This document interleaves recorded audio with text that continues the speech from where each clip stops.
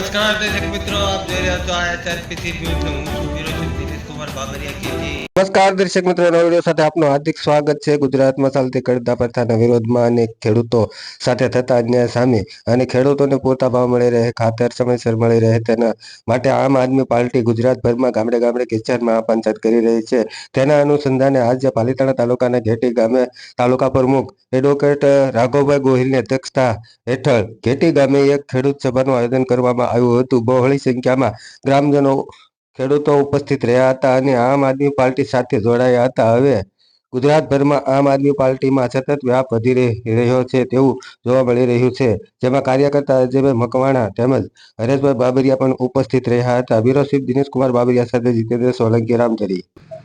પાલિતાણા તાલુકાના ઘેટી ગામે જે આમ આદમી પાર્ટીની મિટિંગનું આયોજન કરવામાં આવ્યું છે. આજે આપની સાથે એડવોકેટ રાઘવભાઈ તાલુકા પ્રમુખ છે, એમની મુલાકાત કરી અને આજે એમને પૂછવાનું છે કે આજે શા બાબત આપની અહીંયા મિટિંગ કરવામાં આવી છે. રાઘવભાઈ, ખાસ કરીને તો આમ આદમી પાર્ટી ગુજરાત તરફથી જે કાંઈ બોટાદની અંદર કડદાકાંડ થયો અને જે ખેડૂતો સાથે ખોટા કેસો કરવામાં, લાઠીચાર્જ કરવામાં આવ્યો, એના માધ્યમ રૂપે સમસ્ત ગુજરાતની અંદર આમ આદમી પાર્ટી ખેડૂત કિસાન પંચાયતનું આયોજન કરી રહી છે.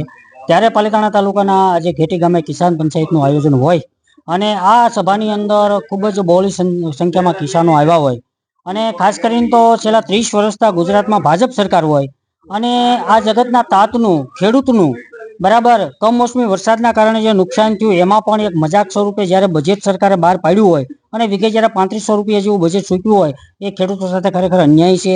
અને ખેડૂતોને ટાઈમસર ખાતર મળતું નથી, બિયારણ મળતું નથી અને ખેડૂતો પોતાના પાક જ્યારે માર્કેટ યાર્ડમાં લઈ જાય છે ત્યારે પણ એન પ્રકારના કરદાઓ કરી, ટેક્સો રાખી ખેડૂતોને જે કાંઈ એમના હકનું છીનવવામાં આવે છે. આ સરકારને જે કાંઈ ખેડૂતો સાથે અન્યાય કરી રહી છે એમના પ્રતિસાદ રૂપે આમ આદમી દ્વારા આજે ઘેટી ગામે કિસાન મહાપંચાયતનું આયોજન હતું. અને આવતી ચૂંટણીમાં તમે કેવી લડત આપશો એ લોકોને આપ શું મેસેજ આપવા માંગો છો? ખાસ કરીને તો આમ આદમી પાર્ટી સમગ્ર ગુજરાતમાં જ્યારે ખૂબ જ લોકોનો ભરોસો જીતી રહી હોય, સમસ્ત ગુજરાતમાં ખૂબ જ બહોળી સંખ્યામાં લોકો આમ આદમી પાર્ટીમાં જોડાઈ રહ્યા હોય, ત્યારે આવનારી તાલુકા પંચાયત અને જિલ્લા પંચાયત છે, નગરપાલિકાની તમામ જે કાંઈ સ્થાનિક સ્વરાજની ચૂંટણીઓ છે, આ ચૂંટણીઓ આમ આદમી પાર્ટી પાલિતાણાની વાત કરીએ તો પાલિતાણામાં 20 સીટ ઉપર આમ આદમી પાર્ટી પોતાના ઉમેદવારો રાખી અને દાવેદારી કરવાની છે અને સાથે સાથે 4 જેટલી જિલ્લા પંચાયતમાં પણ પાર્ટી આ વખતે ટિકિટ આપી ઉમેદવારો ઉભા રાખી અને ચૂંટણી લડવા જઈ રહી છે. લાખોની સંખ્યામાં, હજારોની સંખ્યામાં હળવદના ગામની અંદર લોકો ભેગા થયા. શાંતિથી સભા ચાલતી હતી, જેમ તમે બધા બેઠા છો એવી જ રીતે સભા ચાલતી હતી. રાજુભાઈ ખેડૂતોની વેદના, ખેડૂતોના પ્રશ્નો, ખેડૂતોને જે કાંઈ શોષણ થતું હતું, ખેડૂતો પાસેથી જે કરદો લેવામાં આવતો હતો, એમના પ્રશ્નો સાંભળતા હતા. વ્યવસ્થિત સભા ચાલતી હતી ત્યારે ગુજરાત સરકારના ઈશારે કામ કરતી, ભ્રષ્ટ ભાજપની સરકારના ઈશારે કામ કરતી આ પોલીસ તંત્રને આદેશ કરવામાં આવ્યા. આ સભાની અંદર લુખ્ખા ગુંડાઓને મોકલવામાં આવ્યા અને પથ્થરમારો કરવામાં આવ્યો. મિત્રો, પોલીસની ગાડી પણ આવા લુખ્ખાઓએ ઊંધી વાળી દીધી અને ત્યારબાદ ટીયર ગેસના બાટલાઓ છોડવામાં આવ્યા. આ સભાની અંદર ઉપસ્થિત જે ખેડૂતો હતા એ નિર્દોષ ખેડૂતો હતા, એમને કોઈ પણ કાયદો વ્યવસ્થા હાથમાં ન લીધી હતી. એમ છતાં આવા 2, 5, 10, 15 માણસો આવીને આ સભાને વિખેરવાનું કામ કર્યું. પોલીસે જવાબ રૂપે લાઠીચાર્જ કર્યો, ટીયર ગેસના બાટલા છોડ્યા. ત્યાં સુધી તો મિત્રો આપણે સ્વીકારી લઈએ, પણ આ ભાજપ સરકારના ઈશારે કામ કરતી પોલીસે નિર્દોષ લોકોને પોતાના ઘરમાં ઘૂસીને જે ખેડૂતોને બહાર કાઢીને લાઠી મારી અને ખોટી કલમો લગાવવામાં આવી. 307 જેવી કલમો લગાવી, બીએનએસ કલમ 109 મુજબની કલમો લગાવી અને આ તમામ નિર્દોષ ખેડૂતોને જેલ ભેગા કરવામાં આવ્યા. મિત્રો, આ ભ્રષ્ટ ભાજપની સરકાર જો ખેડૂતોને જેલમાં નાખતી હોય તો આનો મતલબ એમ કહો કે ખેડૂતોનું શોષણ થાય, ખેડૂતો ઉપર કરદો થાય, ખેડૂતોને પૂરતો ભાવ ન મળે, ખેડૂતોને પાક નિષ્ફળ થાય, ખેડૂતોને ટાઈમસર ખાતર ન મળે. આ સરકાર 30 વર્ષથી હોય ને ખેડૂત જ્યારે મૂંઝવણીમાં હોય ત્યારે ખેડૂતને સરકાર સામે બોલવાનું નહીં બોલવાનું. મિત્રો, બોલશો તો હું આ સરકાર જેલમાં નાખી દેશે. અરે જગતનો તાત છે, અન્નદાતા છે, જેના આધારે જ આપણું જીવન ચાલતું હોય અને એની ઉપર જો અત્યાચાર થાય તો આપણે ક્યારેય સહન કરવાના નથી.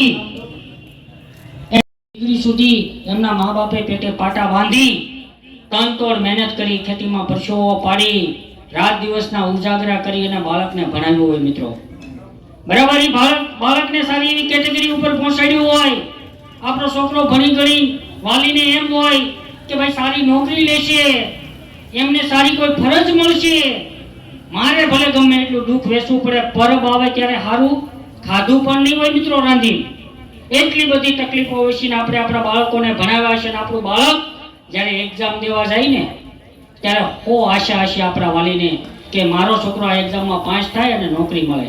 હોય છે કે નહીં? જેવી એક્ઝામનું આ ગુજરાત સરકાર આયોજન કરે, પરીક્ષાનું આયોજન કરે, આપણો બાળક દૂર દૂર સુધી એક્ઝામ દેવા જાય, મોંઘા મોંઘા ફોર્મ ભરે, એ પરીક્ષાની તૈયારી કરે અને જ્યારે પરીક્ષા દેવા જાય પરીક્ષા દઈને જે ઘરે ન પહોંચ્યો હોય ને મિત્રો, ત્યાં ટીવી ન્યૂઝમાં શું સમાચાર મળે ખબર છે તમને? પેપર લીક થઈ ગયું. શું સમાચાર મળે? પેપર લીક થઈ ગયું. આ ગુજરાત સરકારથી એક પરીક્ષા હરખી લેવાતી નથી. હાચી વાત છે ખોટી વાત છે? હે?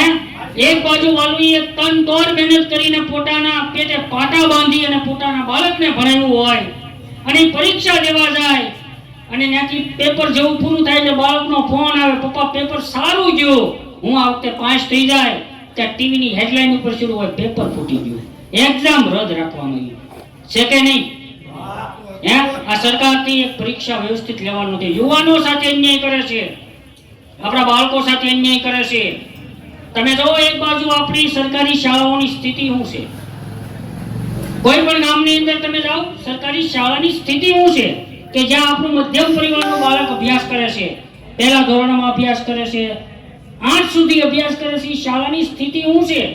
એ શાળામાં પૂરતા શિક્ષકો નથી. નથી ને? એ શાળામાં પૂરતા શિક્ષકો નથી, પૂરતો સ્ટાફ નથી, શાળાની અંદર સારી લાઇબ્રેરી નથી, શાળાની અંદર રમતગમતના સાધનો નથી, શાળાની અંદર ગ્રાઉન્ડ નથી કે આપણું બાળકનો સર્વાંગી વિકાસ થાય એવી આપણી શાળા નથી. શાળા સરકારી ભાંગતી જાય છે. આની વ્યથા કેવા તમને આવ્યો છું? આમ આદમી પાર્ટીને તમારે મત આપવો હોય તો આપજો, ન આપવો તો 30 વર્ષથી જે હાલે છે એને આપજો.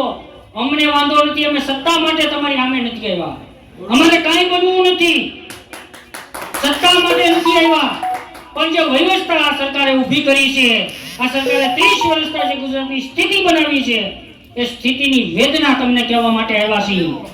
એમાં કાંઈ ખોટું કહેવા માટે અમે આવ્યા નથી. તો આપણી શાળાની અંદર આ સ્થિતિ છે, આપણું બાળક કેમ ભણશે?